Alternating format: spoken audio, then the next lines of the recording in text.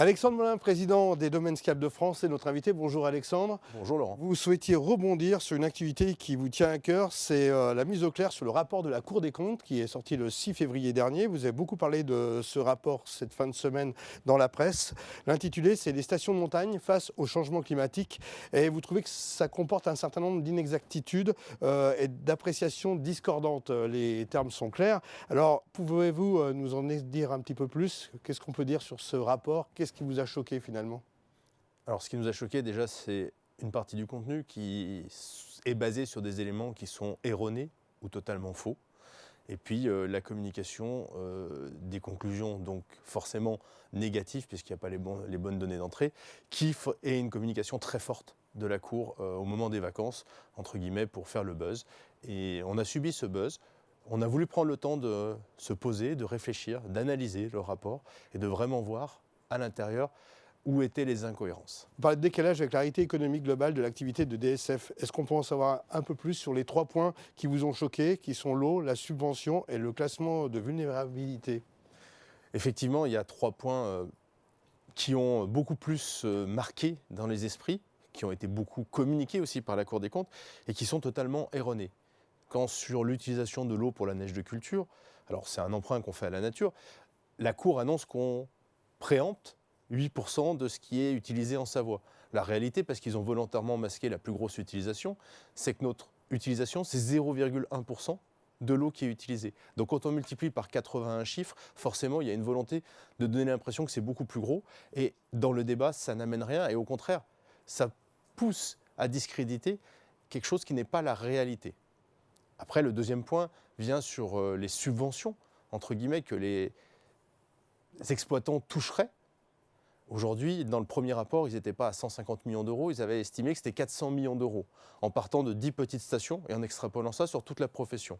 Je me souviens, on leur a fait la démonstration en disant si je prends les 10 plus gros, c'est zéro.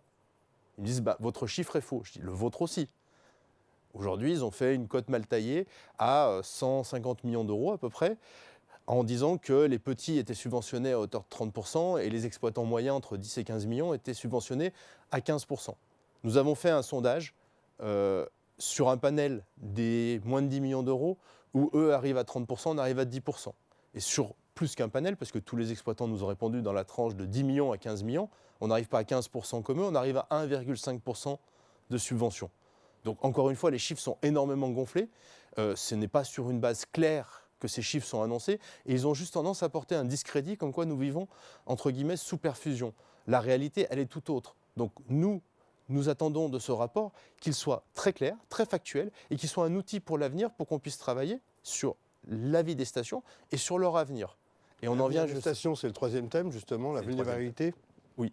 Alors, la Cour a décidé de créer un score de vulnérabilité des stations sur 3 indices qui sont la part de l'activité communale représentée par le ski, l'indice de réchauffement climatique et puis les finances publiques de la commune.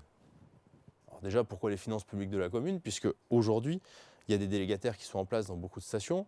Donc, on n'a pas compris, entre guillemets, la cohérence des indices choisis. Mais jusque-là, on attendait de voir les résultats. Et quand on voit les résultats, bon, dans leur classement, on trouve des stations fermées, type Bramant, en Savoie, qui est fermée depuis longtemps et qui est une station à risque pour eux. Ben, effectivement, il n'y a même plus de risque parce qu'il n'y a plus de stations. Ou la très belle station du Fond d'Urle, dans la Drôme, je ne sais pas si tout le monde connaît, qui a le même score de vulnérabilité que Courchevel. Donc il y a des incohérences majeures dans ce classement.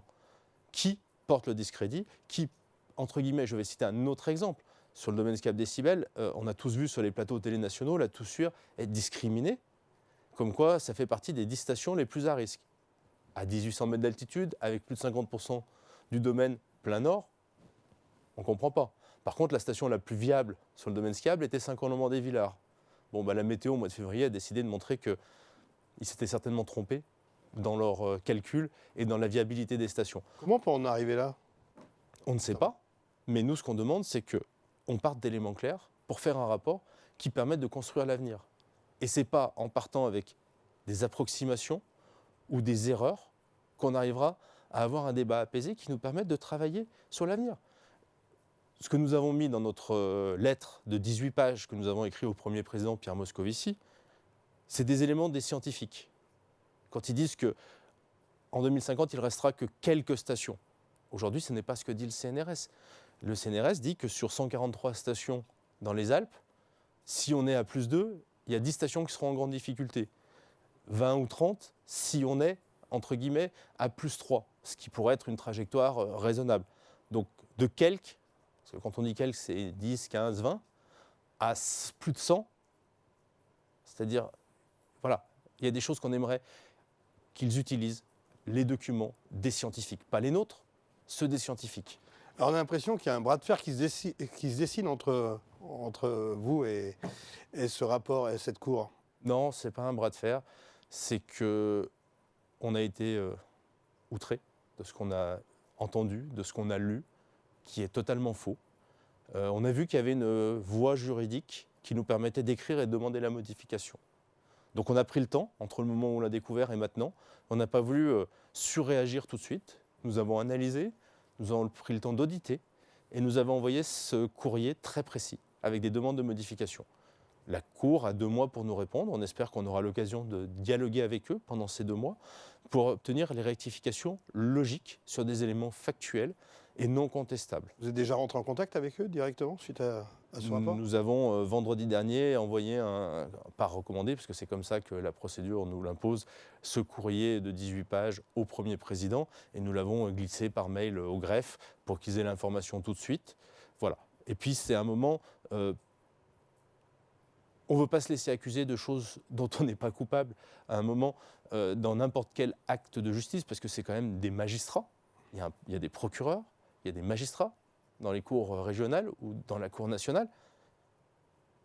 Ils doivent prendre des éléments qui soient factuels. Ce qu'on attend, entre guillemets, d'une juridiction, de juge, c'est qu'ils jugent sur des éléments factuels. Et tout ça, c'est sensible pour l'économie, pour le PIB de la montagne. C'est sensible pour le PIB de la montagne. Aujourd'hui, oui, on connaît l'impact du ski sur nos territoires. Mais au-delà de ça, pourquoi jeter un tel discrédit sur une profession alors que les arguments utilisés ne sont pas les bons? La suite? La suite, on verra dans 2 mois. On espère que nous aurons pu rencontrer la Cour des comptes, les chambres régionales, pour aplanir cette situation et que nous puissions, entre guillemets, à la fin, avoir un rapport équilibré sur des bases effectives, logiques et avec des éléments non contestables. J'imagine que toutes les stations aussi se mobilisent pour suivre vos propos. Oui, tout le monde a été énormément choqué d'avoir été comme ça à la veille des vacances, à un moment où forcément on est au sommet de l'audimat pour les stations, mis sur la place publique avec des éléments non factuels. Je sais que certaines stations ont écrit en direct à la Cour, je sais que d'autres essaient de discuter, mais voilà, nous ce qu'on veut, c'est juste la réalité et que la réalité soit affichée et qu'il y ait une correction du rapport. Merci Alexandre Moulin, bientôt. Merci beaucoup.